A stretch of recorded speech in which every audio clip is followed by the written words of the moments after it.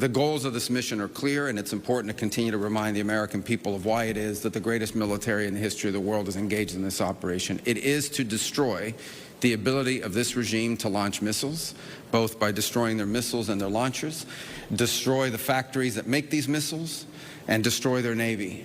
I think we are all seeing right now the threat that this clerical regime poses to the region and to the world. With me now is former Senior Director on Iran, Lebanon, Syria, and Iraq on the U.S. National Security Council, Joel Rayburn. Joel, thanks for being back again. Good to be with you, Matt. A new Supreme Leader, I think, is maybe where we'll start, too. And at least for right now, it was Donald Trump was clear. It was not the selection that, if he had any say, would have been it. And maybe one of the reasons why that we've led to and been at least saddled with Mojtaba Khamenei right now taking over. What does that mean for this conflict in particular and Iran to seemingly still trying to escalate and really still firing those missiles in continuing this escalation?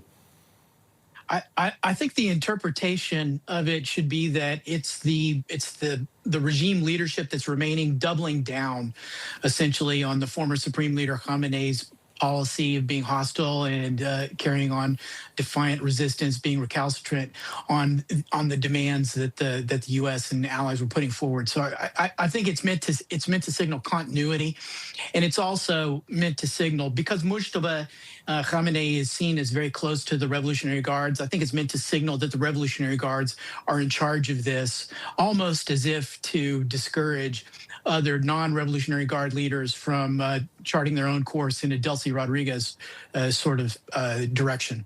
And so with that and that leadership now staying the same, or at least along in the same regime too at this point, doesn't feel like this conflict is going to be over at any point soon. It was never going to be easy, I don't think, as much of a cakewalk that the U.S. administration thought it was going to be, or to your point, like a Venezuela situation. So how does that change, again, the circumstances of this and how the U.S. and Israel continue to approach it, or does it? Well, I think it depends on how you define soon. Remember that earlier last week, President Trump said his expectation was that the campaign could go on 4 or 5 weeks. I think that's still pretty soon for a military campaign of this size, of this scale. Also, I mean, we're really getting to the point where there's no air defense threat coming from the Iranian regime. They really are losing their ability to strike back as this massive U.S.-Israel combined offensive ramps up. The ballistic missile threat has fallen by more than 90% from what they were able to shoot in the first couple of days.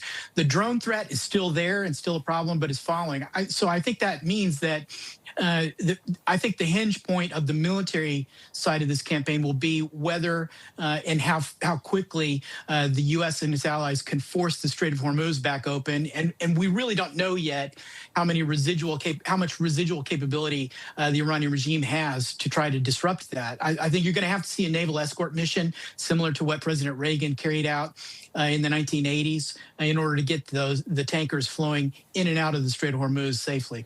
Yeah, and again, a lot of people clearly watching that. We heard ground troops mentioned too as well, Joel. For the first time, it was saying it was not on the table for a long time, but it seems like it's creeping back in.